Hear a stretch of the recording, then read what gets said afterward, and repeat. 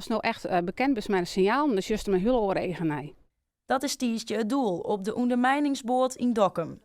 Vertjustere ruten of een gekke vlaggen. Het binnen signaal van ondermijning in haven. Een onderwerp dat grut speelt in het zuiden van Nederland.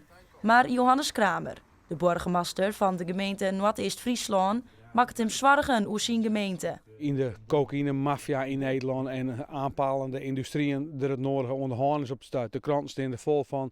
Mensen worden verwarren, mensen worden in het ongeluk zwatten vanwege een miljardenindustrie. En al dat geld wat er maar verzinnen wordt, dat kan net in een oude zak of in een matras bewaren worden. Nee, dat moet wietwasken worden. Dat gaat dan via het investeren in onreppelijk wat, in de recreatiesector en allerlei andere terreinen. Ja, en dan komen ze hier om te zien waar ze hun geld op een veilige, rustige en net in het eeg springende wijze belissen kunnen.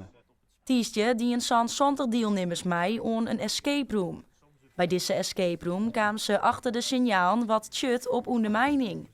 Maar wat binnen nou de signaal dat je om tinken matte als je in een haven rinnen? Rare vlaggen, een prutte boeien aan de zijkant. Ja, en het is een hele lastige vraag die ze eigenlijk stelt, want signalen zijn best wel heel lastig te zien. Maar als je een bepaald gevoel hebt in je leven, als je denkt van dit klopt het net, ja, dan mag je gewoon echt wel contact opnemen. Vooral het gebruik van vreemde vlaggen, rare tassen, vetjes die eigenlijk net bijpassen. Alles wat stinkt in de onderbuik van jongens, krijgt eigenlijk net. En daarom mooi dat het nou in het centrum van Dokkum is. Dan kunnen we dit mooie tonen van echt hier in Noord-Nederland gebeurt dit gewoon.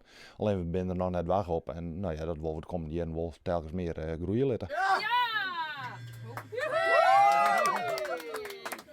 Troch de escape room en de nijbespreking ervan staan de meesten weer wat meer op scherp voor vertochte situaties.